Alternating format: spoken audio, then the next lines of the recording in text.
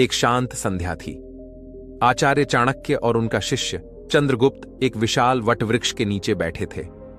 शिष्य की आंखों में उत्सुकता थी, जबकि आचार्य का चेहरा गंभीर और तेजस्वी। चाणक्य ने कहा, चंद्रगुप्त, जीवन में 7 ऐसी जगहें हैं जहां बुलाने पर भी कभी मत जाना। और पहली जगह है जहां माता पिता और गुरु का अपमान होता है। याद रखो पुत्र, जिस भूमि पर माता पिता की हंसी उड़ाई जाती है, जहां गुरु का अपमान किया जाता है, वह भूमि तुरंत ही अशुभ और पापमयी हो जाती है। मनुष्य चाहे कितना ही शक्तिशाली क्यों ना हो, यदि उसके मन में अपने माता पिता और गुरु के प्रति श्रद्धा नहीं है, तो उसका जीवन धीरे धीरे अंधकार की ओर चला जाता है। सोचो चंद्रगुप्त, अगर कोई सभा हो जहां लोग अपने पिता के संस्कारों को व्यर्थ बताएं, या मां के त्याग का मजाक बनाएं, या गुरु की शिक्षाओं को चुनौती देकर अहंकार दिखाएं, तो वहां बैठना भी आत्मा का कलंक है। शास्त्रों में कहा गया है, मातृदेवो भव, पितृदेवो भव, आचार्य देवो भव। मां, पिता और गुरु देवता के समान है। जो स्थान इन देवताओं का अपमान करता है, वहां रहकर कोई भी मनुष्य शुद्ध नहीं रह सकता। उस वातावरण की हवा भी विषैली हो जाती है। राजनीति में भी यह नियम अटल है। एक राजा अगर अपने गुरु का अपमान सहन कर ले, तो उसकी सेना का मनोबल टूट जाता है। एक पुत्र अगर अपने माता पिता की निंदा सुनकर चुप रहे, तो उसका वंश दुर्बल हो जाता है। इसलिए चंद्रगुप्त, यदि कभी कोई तुम्हें ऐसी जगह बुलाए जहां तुम्हारे माता पिता या तुम्हारे गुरु का अनादर हो रहा हो, तो तुरंत वहां से हट जाना। चाहे लोग कहें कि तुम कायर हो, लेकिन वास्तव में वही सच्ची वीरता है, क्योंकि माता पिता और गुरु के सम्मान में खड़ा होना ही सबसे बड़ा धर्म है, और उस सम्मान की रक्षा करना ही एक राजा की सबसे बड़ी शक्ति। चंद्रगुप्त की आंखों में आंसू थे। उसने धीरे से कहा, गुरुदेव, अब मैं समझ गया। जिस स्थान पर माता पिता और गुरु का अपमान हो, वहां कदम रखना आत्मा को गिराने के समान है। मैं इसे जीवन भर याद रखूंगा। चाणक्य मुस्कुराए और बोले, अच्छा है मेरे पुत्र, यही पहला नियम है। अब अगले भाग में मैं तुम्हें दूसरी जगह बताऊंगा जहां कभी मत जाना।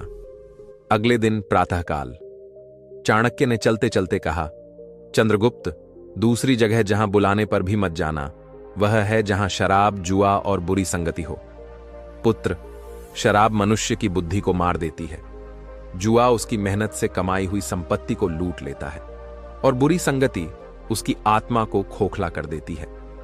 सोचो, अगर कोई सभा हो जहां लोग शराब पीकर ऊंची आवाज में हंसी ठिठोली कर रहे हों, जहां जुए के पत्तों पर रात दिन राजाओं की दौलत लुटाई जा रही हो, जहां मित्रता केवल स्वार्थ और लालच के लिए हो, तो उस जगह कदम रखना भी विष पीने के समान है। चंद्रगुप्त ने पूछा, गुरुदेव, लेकिन अगर कोई मित्र बुलाए तो क्या करना चाहिए? चाणक्य ने गंभीर स्वर में कहा, सच्चा मित्र वही है जो तुम्हें उठाए, गिराए नहीं। अगर कोई तुम्हें ऐसी जगह बुला रहा है जहां तुम्हारी आत्मा और विवेक मर जाए, तो वह मित्र नहीं, शत्रु है। राजा का पतन तलवार से नहीं होता, बल्कि बुरी आदतों और गलत संगति से होता है। इतिहास में कई साम्राज्य इसी कारण मिट गए।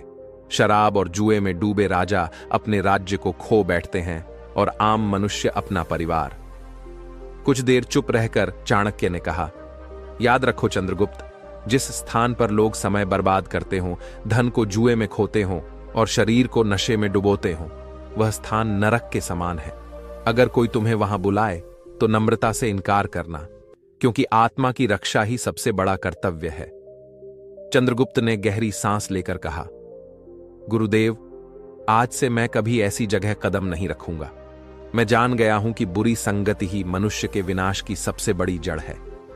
चाणक्य ने प्रसन्न होकर उसके कंधे पर हाथ रखा और बोले, बहुत अच्छा, यही दूसरा नियम है।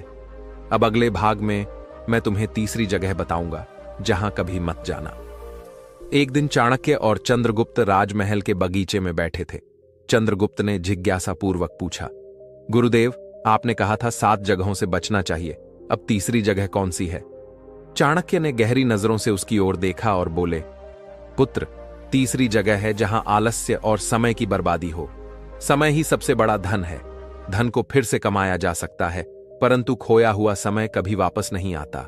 इसलिए जहां लोग बैठे बैठे केवल दूसरों की निंदा करते हों, जहां दिन रात बेकार की बातें हों और काम कोई ना हो, जहां सपने तो बहुत हों लेकिन कर्म शून्य हो, उस जगह पर एक क्षण भी मत रुकना।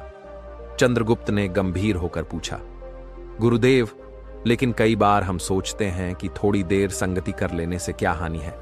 चाणक्य ने कहा, यही भूल है चंद्रगुप्त। आलसी व्यक्ति के पास बैठने से तुम्हारा भी मन डीला पड़ जाता है।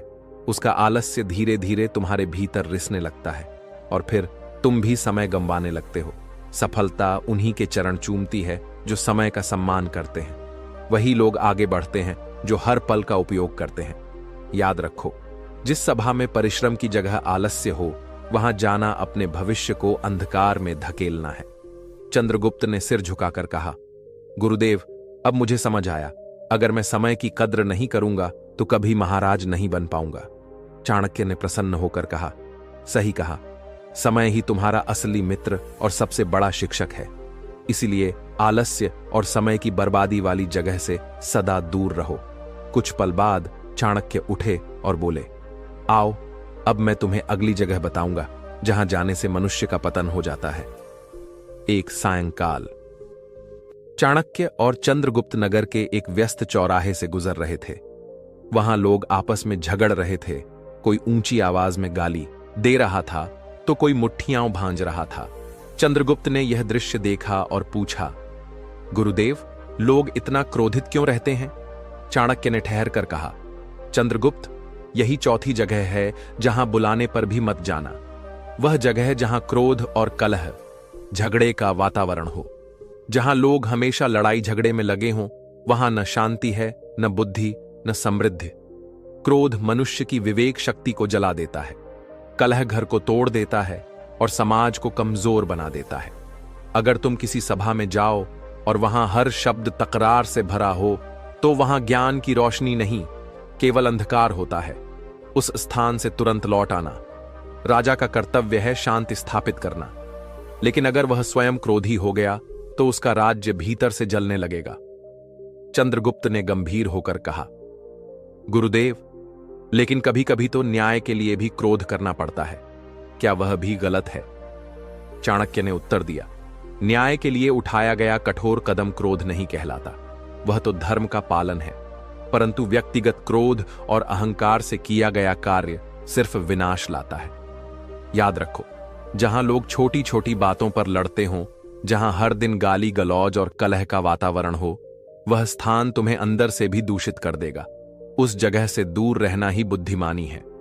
चंद्रगुप्त ने सिर झुकाकर कहा, गुरुदेव, अब मैं समझ गया कि क्रोध आग की तरह है। अगर हम उसे पास रखते हैं तो वह हमें ही जला देती है। चाणक्य ने संतोष की सांस ली और कहा, सही कहा पुत्र, और यही चौथा नियम है। अब अगले भाग में मैं तुम्हें 5वीं जगह बताऊंगा। एक दिन चाणक्य और चंद्रगुप्त राजकोष के पास पहुंचे। वहां कुछ व्यापारी अपने लाभ के लिए झगड़ रहे थे। हर कोई चाहता था कि उसे अधिक मिले, चाहे दूसरों का नुकसान क्यों ना हो। चाणक्य ने धीरे से कहा, चंद्रगुप्त, यह 5वीं जगह है जहां बुलाने पर भी मत जाना, जहां लोभ और अन्याय हो। लोभी मनुष्य कभी संतुष्ट नहीं होता, वह धर्म को तोड़कर भी लाभ चाहता है, और अन्यायी मनुष्य दूसरों का हक छीनकर आगे बढ़ता है। ऐसी जगह पर यदि तुम बैठोगे तो धीरे धीरे तुम्हारे विचार भी दूषित हो जाएंगे। राजा को न्याय प्रिय होना चाहिए, वरना उसकी प्रजा दुखी हो जाएगी। इसलिए लोभ और अन्याय से भरे वातावरण से दूर रहना ही श्रेष्ठ है। चंद्रगुप्त ने सिर हिलाकर कहा, गुरुदेव, मैं समझ गया। सच्चा सुख दूसरों का हक छीनने में नहीं, बल्कि न्याय बांटने में है। किसी दिन चाणक्य और चंद्रगुप्त एक सभा में पहुंचे। वहां लोग एक दूसरे की पीठ पीछे बात कर रहे थे। हर व्यक्ति सामने मीठा बोलता और पीछे धोखा देता था। चाणक्य ने गंभीर होकर कहा, यह 6ठी जगह है जहां कभी मत जाना, जहां असत्य और कपट हो। झूठ बोलने वाला भले ही थोड़े समय के लिए सफल हो जाए, पर अंत में उसका पतन निश्चित है। कपट करने वाला भले ही दूसरों को मूर्ख बना ले, परंतु धीरे धीरे उसका चरित्र नष्ट हो जाता है। पुत्र, असत्य और कपट का संग मनुष्य को भीतर से खोखला कर देता है। इसलिए उस स्थान से बचो जहां सत्य का सम्मान न हो। चंद्रगुप्त ने उत्तर दिया, गुरुदेव, मैं वचन देता हूं कि चाहे परिस्थितियां कितनी भी कठिन क्यों न हो, मैं सत्य का साथ कभी नहीं छोड़ूंगा। आखिरी बार चाणक्य और चंद्रगुप्त मंदिर के बाहर खड़े थे।